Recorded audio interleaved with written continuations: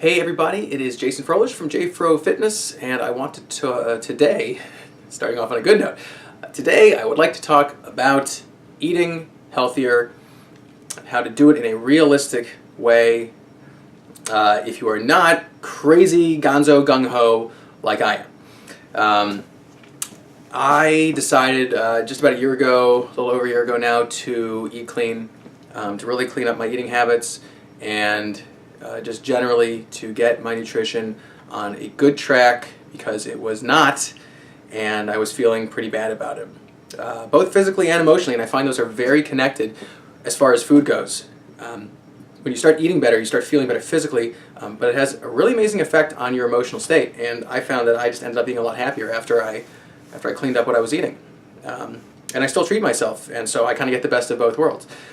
But I started really abruptly, which is good for some people and is not good for other people.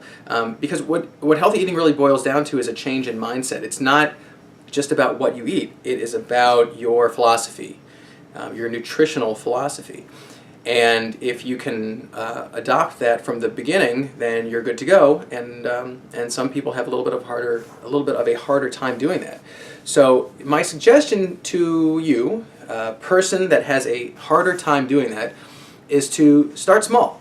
Start small and start slow, because this is a lifetime thing and it's a life-changing thing. And so there's no reason that you have to jump into it in a week's time. I know a bunch of people and even some relatives that just have a tough time adopting a healthier philosophy. So what I would do is this. First of all, you have to start off by identifying foods that are healthier and foods that are not healthy, and that sounds like a very kind of beginner step, but it's a very important step. And what I would do is slowly try to incorporate more healthy foods into your diet and slowly wean out the less healthy foods. So I'm not saying take out every single thing that is unhealthy that of course you enjoy so much because it's deliciously tasty, and replace it with bell peppers and carrots, but maybe once a day. Instead of eating one thing that would be less healthy, incorporate something else that is a little healthier. So instead of maybe potato chips, maybe cut up a bell pepper and eat it, or something to that extent. Have some broccoli instead of French fries. I'm just kind of throwing some random thoughts out there. But do it for one thing a day. So you still have everything else during the day that gives you that satisfaction that you're accustomed to, but you are going to slowly start to wean out the bad and put in the good. The second tip I have is find any way to replace some of the unhealthy things you have with healthier versions of that thing. For instance, if you use full-fat mayonnaise, maybe replace it with light mayonnaise. If you use sugar, maybe replace or artificial sweetener, maybe replace that with some good natural organic stevia, something like that. So you're not eliminating foods, but you're taking foods that you enjoy and satisfy a certain part of you, and it's probably a lot of emotional satisfaction, and replacing it by something that's a little bit healthier. And again, do it slowly. Do it one thing a week, but in such a way that you start to adjust to that lifestyle. And then the third thing is to get organized about it. And I tell this to every single person that I talk to about nutrition, that one thing, and I'm not an expert, but I've been doing this for a while, and I'm speaking from experience. I mean, it's really worked for me. So you don't need to be an expert to tell other people what has worked for you very well.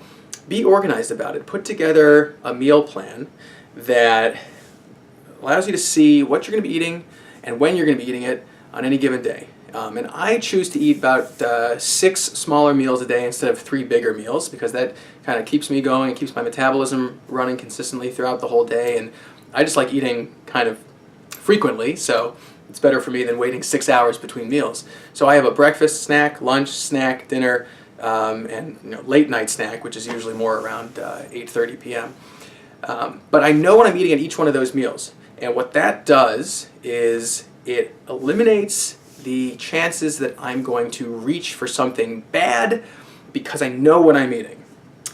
How many times have we come home from a long day at work, we are famished because maybe we haven't eaten for a little too long, and we come home and there's nothing prepared, and you just go into the cupboard or the refrigerator and you pull out the first thing you can or the easiest thing you can, and you throw it in the microwave or toaster or whatever, and it's, you know, a processed fast foody kind of thing, or something with just tons of wonderful, just, you know, fat and oil and greasy goodness, and you just stuff it in your face.